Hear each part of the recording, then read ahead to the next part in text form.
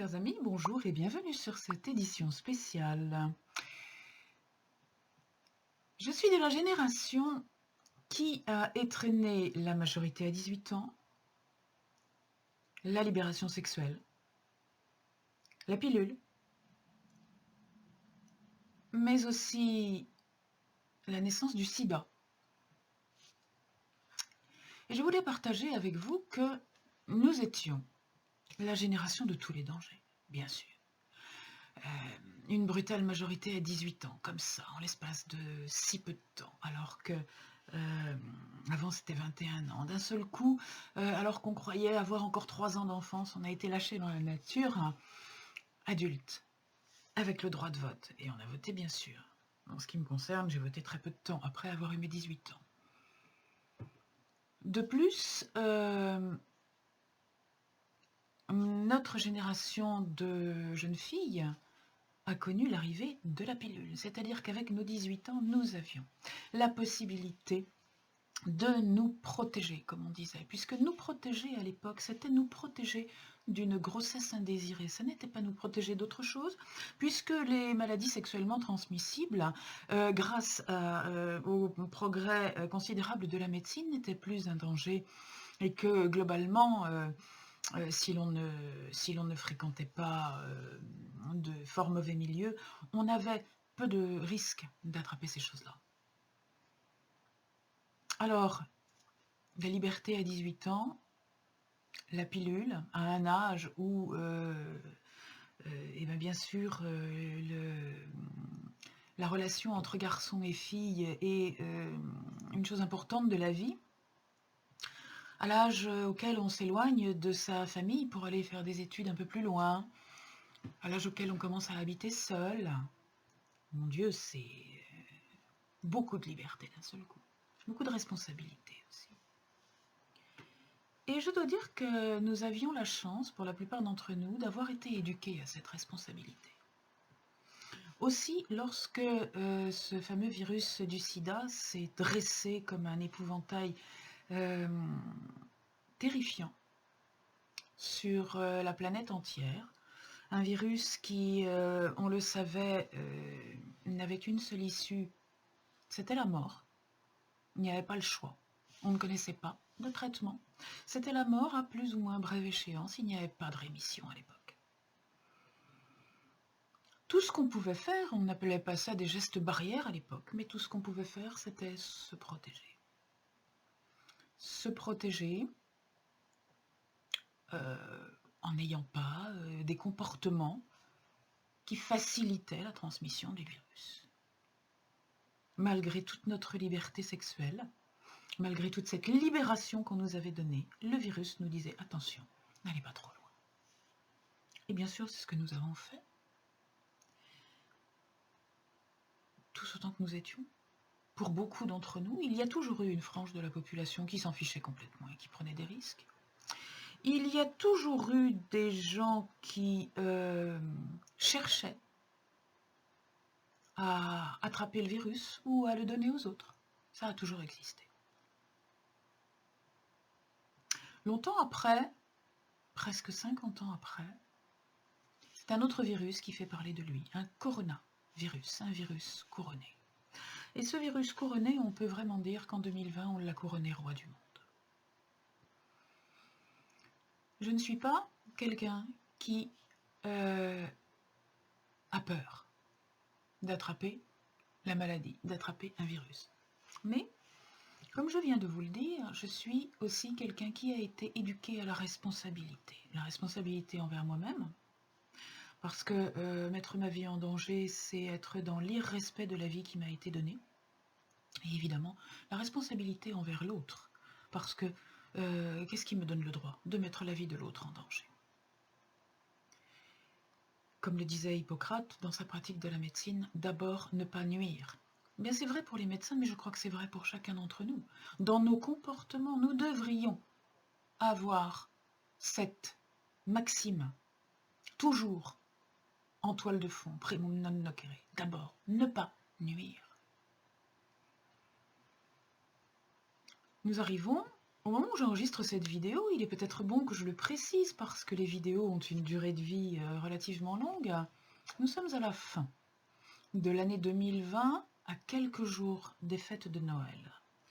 Nous venons d'être libérés d'un reconfinement qui n'a eu qu'une partie de l'effet escompté et qui, en tout cas sur les faits et sur le virus, qui a légèrement réduit la transmission du virus, mais qui sur l'esprit des gens n'a pas du tout eu l'esprit escompté, ni l'effet escompté, puisque les gens ont cru que bon, tout ça c'était devenu pas grave.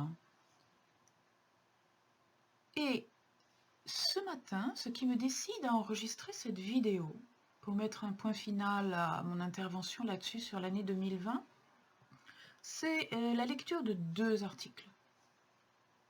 Le premier qui annonce que depuis 48 heures environ, sans qu'on sache pourquoi, sans qu'il y ait véritablement de raison valable, puisque le déconfinement n'était pas prononcé, ne peut pas encore avoir d'effet, le virus a multiplié par 2, je crois, son taux de croissance, en l'espace de 24 ou 48 heures. Et de nouveau, les services de réanimation commencent à recevoir des gens graves à intuber. Et le deuxième article, c'est un article qui retrace le désespoir d'un soignant de l'hôpital de Bordeaux. Alors, le Bordelais n'est pas connu pour sa sagesse, il n'est pas connu pour sa modération, et ni pour son altruisme, certes, mais j'ai bien peur que si ça commence à Bordeaux, ça ne fasse que traîner de poudre partout ailleurs en France.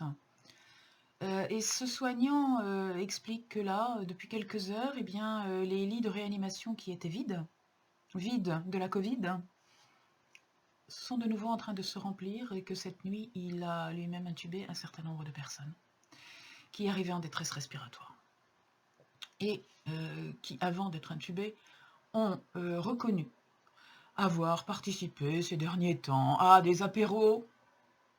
C'est important, l'apéro à Bordeaux. À des apéros avec 8-10 personnes, plusieurs jours de suite, jamais les mêmes. Bah oui, bon, bah alors là, évidemment, ça, c'est très exactement le contraire de ce qui est recommandé.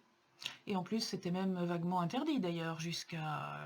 ça l'est même encore, puisque le déconfinement est suivi d'un couvre-feu. Donc a priori, les apéros, si on est dehors le midi, c'est pour travailler, si on est dehors le soir, c'est qu'on n'a pas le droit. Voilà. Donc, eh bien, bravo d'avoir bravé les interdits. Bravo à ces gens qui se retrouvent dans un service de réanimation. Alors, mon Dieu, ils ont cherché, ils ont trouvé. Bon, à part le fait que ça coûte énormément d'entretenir quelqu'un en réanimation, dans le fond, je ne les plains pas plus que ça. Ils ont été au-devant des ennuis, ils les ont trouvés. Ce qui m'ennuie beaucoup plus, c'est les rebonds.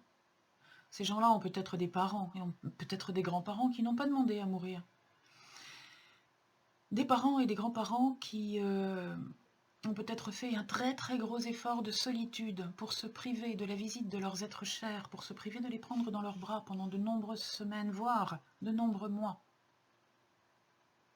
Et qui espèrent encore, avoir la joie de pouvoir les serrer dans leurs bras pour Noël, dans le respect des gestes barrières. Qui sont prêts à prendre le risque par amour. Mais ce risque, l'intelligence commande de le minimiser. On entend beaucoup de gens, moi j'entends beaucoup des gens qui disent oui, oh bon, allez, voilà, de toute façon les enfants vont à l'école, de toute façon on va faire les courses, de toute façon ceci, de toute façon cela, et puis de toute façon j'ai pas peur, ça sert à rien d'avoir peur. Bah, moi j'ai pas peur de rouler sur l'autoroute, mais c'est pas pour ça que je prends l'autoroute en sens contraire.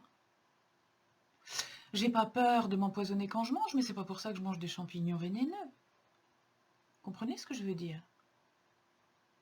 Entre ne pas avoir peur de vivre et inconsciemment avoir une conduite à risque, inconsciemment la veille ou l'avant-veille de la fête de Noël où on va aller voir des grands-parents, des personnes malades, parce que les parents et les grands-parents sont des gens qui ont l'âge d'avoir des comorbidités, comme le dit la science, Rares sont les personnes de plus de 60, 70 et encore pire 80 ans qui n'ont pas une hypertension, un diabète, des séquelles de chimiothérapie, une faiblesse du système immunitaire, c'est à peu près sûr, etc., etc.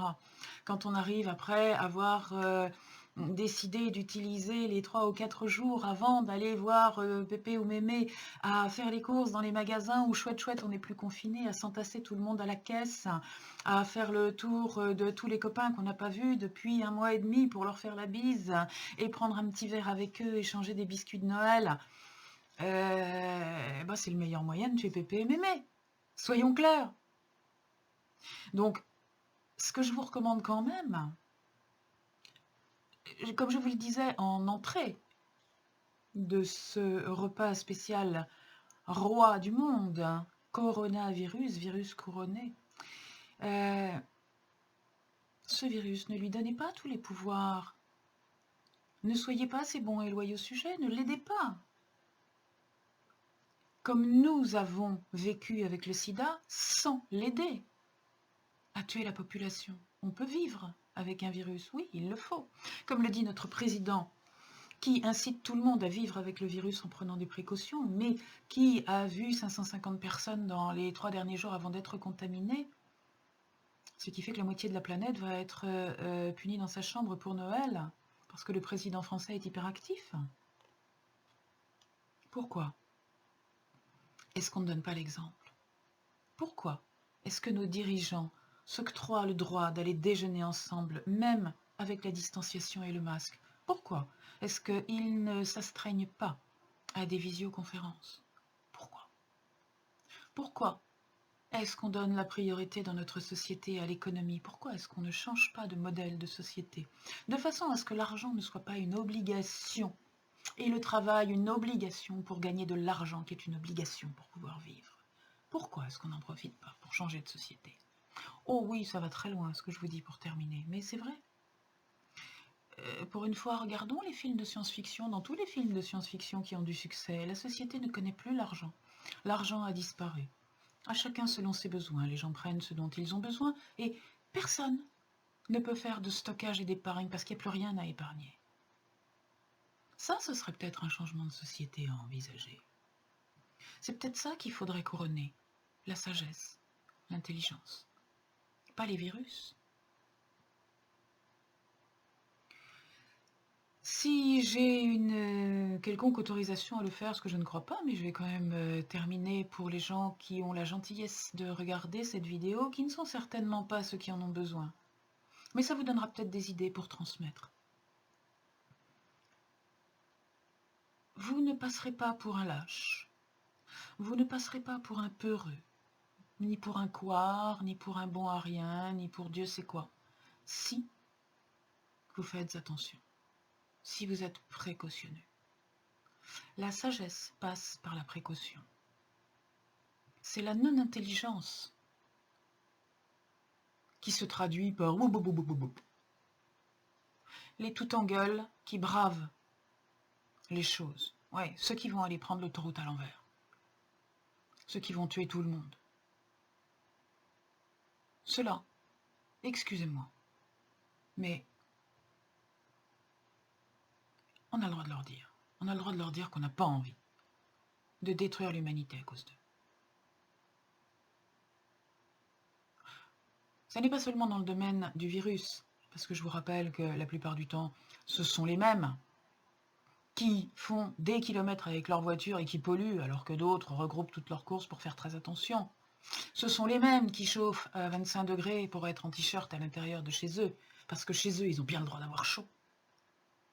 Ce sont les mêmes qui ont des comportements déplorables au niveau sanitaire. Ce sont les mêmes qui montrent des exemples lamentables à leurs enfants. Ce sont les mêmes, oui. Il y a plusieurs niveaux de conscience dans la société.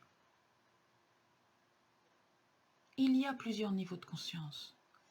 Par pitié, essayons de rejoindre la frange du milieu. Pas celle qui est totalement inconsciente par ignorance. Pas celle qui est consciente mais qui le fait exprès. Non. Celle qui a conscience que nous sommes tous reliés les uns aux autres, que mon comportement a des retombées sur toi, que ton comportement a des retombées sur moi. Nous sommes tous des pièces d'un même puzzle. S'il vous plaît, en conscience. Il reste quelques jours avant Noël. Par pitié, confinez-vous un petit peu. Évitez d'aller rendre visite à tout le monde. Prenez soin des gens qui en ont besoin. Prenez soin des gens qui ont besoin de vous. Prenez soin des gens dont vous avez besoin. Je vous souhaite de très belles fêtes de Noël. Prenez soin de vous vraiment. Faites très attention.